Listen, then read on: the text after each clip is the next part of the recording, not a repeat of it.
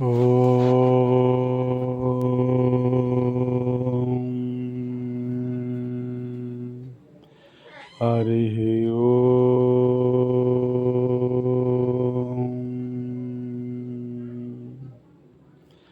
హరి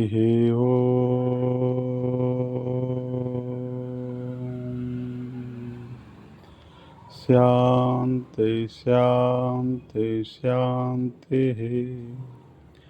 ఓం శ్రీకృష్ణ పరబ్రహ్మణే నమః. శ్రీ సద్గురు పరమాత్మనే నమః. ఓం శ్రీ సర్వమహర్షిభ్యో నమః. ఓం ఆది అల్లూరి ఎరుకల స్వామియే నమః. ఓం శ్రీకేపల్లి రామప్ప స్వామియే నమః. ఓం నల్లమేకలపల్లి కాసయ్య స్వామియే నమః. ఓం నేమకల్ సంఘాల కొండారెడ్డి స్వామియే నమః. ఓం మఠం గోపాల్ రెడ్డి స్వామియే నమః. ఓం శాంతి శాంతి శాంతి. ఈరోజు మనమందరము కూడా ఏమని ఆలోచిస్తున్నాము? మన గురువులు గారు మనందరికీ కూడా ఏమి చెప్పారు, దానిని మనందరము కూడా ఎలా జీర్ణించుకోవాలి, ఏం అర్థం చేసుకోవాలి, అర్థం చేసుకొని మనం దాన్ని ఎలా మనం ఆచరించాలి అనే దాని గురించి మనందరం కూడా ఈరోజు మనం ఆలోచించాలి. మన గురువుగారు మనకి ఏం చెప్తున్నాడంటే, ఈశ్వర సర్వభూతానాం వృద్ధేసేర్జున తిష్టతి భ్రామయాన్ యంత్రరూఢాన్ని సర్వభూతాన్ని యంత్రరూఢాన్ని మాయయా. భగవంతుడు చెప్తూ ఉన్నాడు, శ్రీకృష్ణ భగవానుడు చెప్తూ ఉన్నాడు. మనందరం కూడా అర్థం చేసుకొని మనం కూడా ఆచరిస్తాం.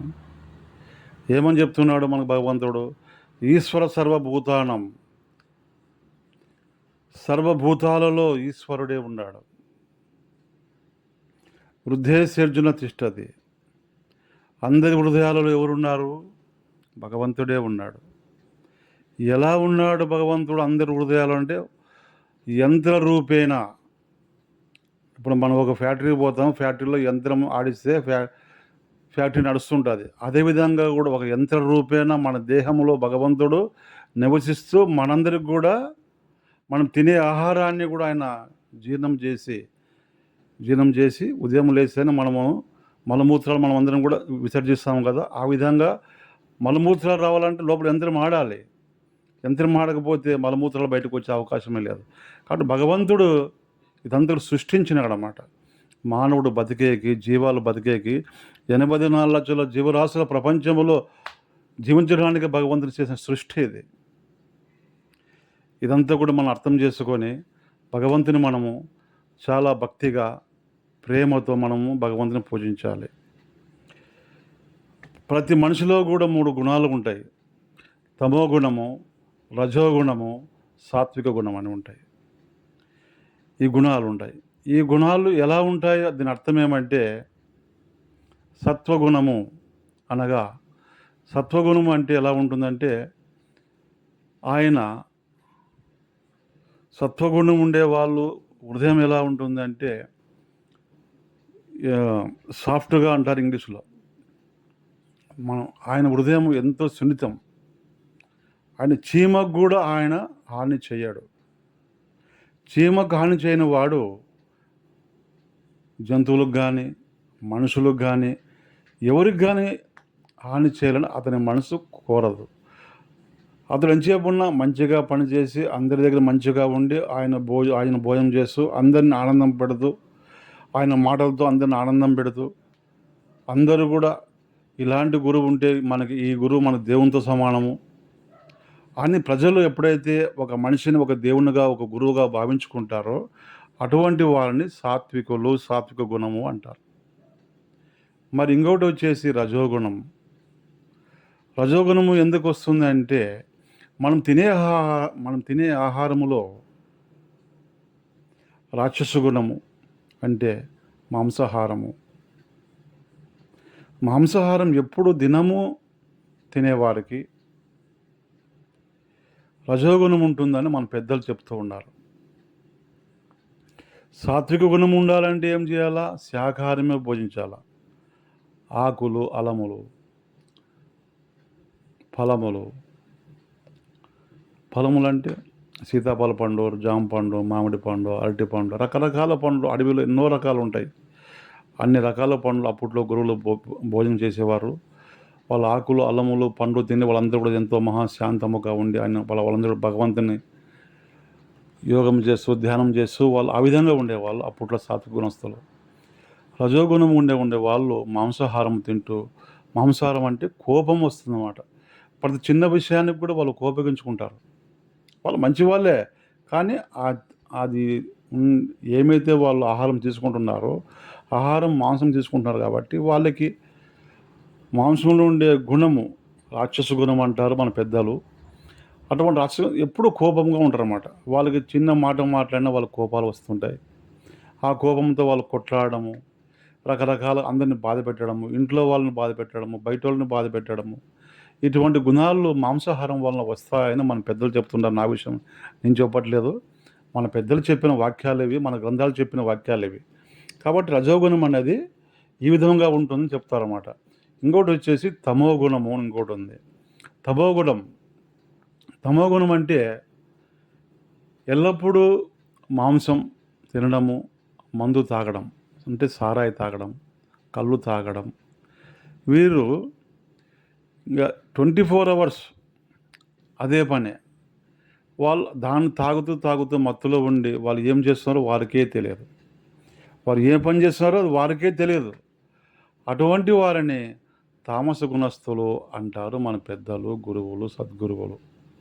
ఇటువంటి గుణగణాలతో మనము ఈ ప్రపంచంలో మూడు గుణాలు కలిగిన మనుషులు అందరూ అన్ని గ్రామాల్లో, అన్ని సిటీల్లో, అన్ని చోట్ల జీవిస్తూనే ఉన్నాం. ఎన్ని చోట్ల జీవించినా కూడా మానవుడు అర్థం చేసుకొని రజోగుణస్థులతో అయినా, సాత్విక గుణస్థులతో అయినా, తామస గుణస్థులతో అయినా మనం కలుస్తూ ఉంటాం, మాట్లాడుతుంటాం, పని చేస్తుంటాము. కానీ మనము అటువంటి వాళ్ళ మీద కోపగించుకోకూడదు. ఎవరు భక్తాదులు, శిష్యులు, గురువులు ఉంటారు కదా, గురువు చెప్పిన వాక్యాలు ఎప్పుడే కానీ మనం ఏది మాట్లాడినా కూడా మనం ఇతరులతో సంతోషంతో మాట్లాడాలి, ఆనందంతో మాట్లాడాలి. వారు పొరపాటున ఒక మాట మనం అన్నా కోపగించుకున్నా కూడా మనం తిరిగి కోపగించుకోకుండా, ఎందుకంటే మనందరం కూడా గురుపుత్రులు కాబట్టి గురువు దగ్గర మనం ఉపదేశం తీసుకున్నాం కాబట్టి గురువుగారు ఏం చెప్తాడు? తన కోపమే తన శత్రువు, తన శాంతమే తనకు రక్ష అని గురువుగారు ఫస్ట్ బోధిస్తూ ఉంటాడన్నమాట. కాబట్టి ఇతరులు ఎవరైనా మనకి ద్రోహం చేసినా, పొరపాటున వాళ్ళు తాగిన మైకంలో ఏమైనా మాట్లాడినా, రజోగుణస్తులతో మనం కొట్లాడినా, వాళ్ళ మందిని కొట్లాడకొచ్చినా, మనము కూడా మన సాత్విక గుణంలో ఉన్నప్పుడు మనం వాళ్ళని ఎందుకంటే వాళ్ళకి తెలియక అన్నారు, వాళ్ళ అజ్ఞానంలో ఉన్నారు, వారికి జ్ఞానం తక్కువగా ఉంది. వాళ్ళు జ్ఞానస్తులే, కానీ మాయ వలన, సంసారం వాళ్ళు తినే తిండి వలన, కోపదాపాలతో తెలియక ఒక మాట అని ఉంటారు. కాబట్టి మనము వారిని కూడా మంచివారుగానే భావించుకొని, తాగినప్పుడు అన్నారులే మనం పట్టించుకోకూడదు, అతను కూడా మన మాదిరి మనిషే కదా, మనతో పాటు సమానమే కదా, అతను కొన్ని మాటలు అన్నాడు అనే మాటలు మనం అనుకోవాలి. అనుకున్నప్పుడే మన కోపము మనకు రాకుండా, అతడు గోపిగించుకొని మనము గోపిగించుకుంటే వాళ్ళకి మనకు తేడా ఏముంది? భేదభావము లేని వాడే గురువులు అంటారు. భేదభావం ఉండకూడదని గురువులు మనకు చెప్తారు, బోధిస్తారు.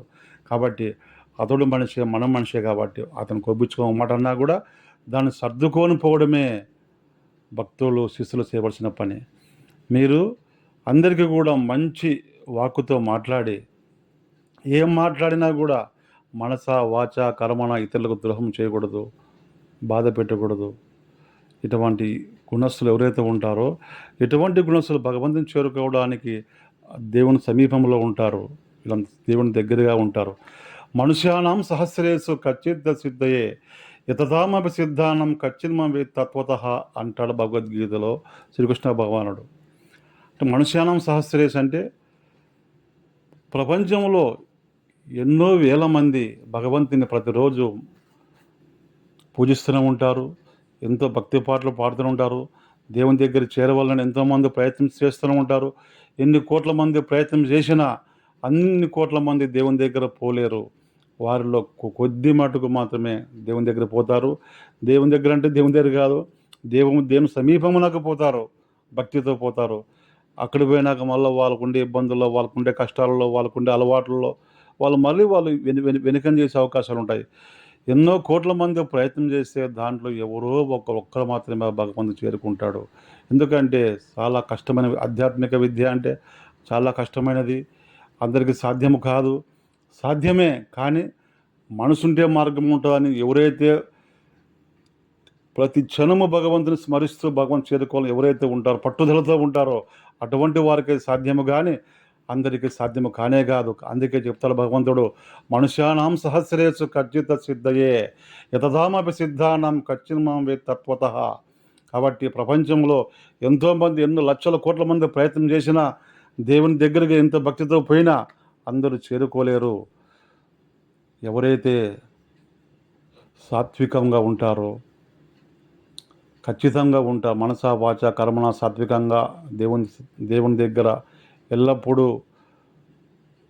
ఆయన మనసులో భగవంతుడే ఉన్నాడు, ఆయన భగవంతుని నారాయణుడిని ఎవరైతే స్మరిస్తూ ఉంటారో అటువంటి వారు ఖచ్చితంగా భగవంతుని చేరుకుంటారు. సత్యము, ఇది నిజము అని చెప్తారు మన పెద్దలు, సద్గురువులు. కాబట్టి మీరందరూ కూడా ఈరోజు ఈ మాటలు చెప్పిన వాక్యాలను ఎంతో సద్గుణముతో విని మీరందరూ కూడా భగవంతుని చేరుకోవాలని ఆశిస్తున్నాను. హరి ఓం సత్ సత్ సత్ సమాప్తం. ఓం నమ శివాయ.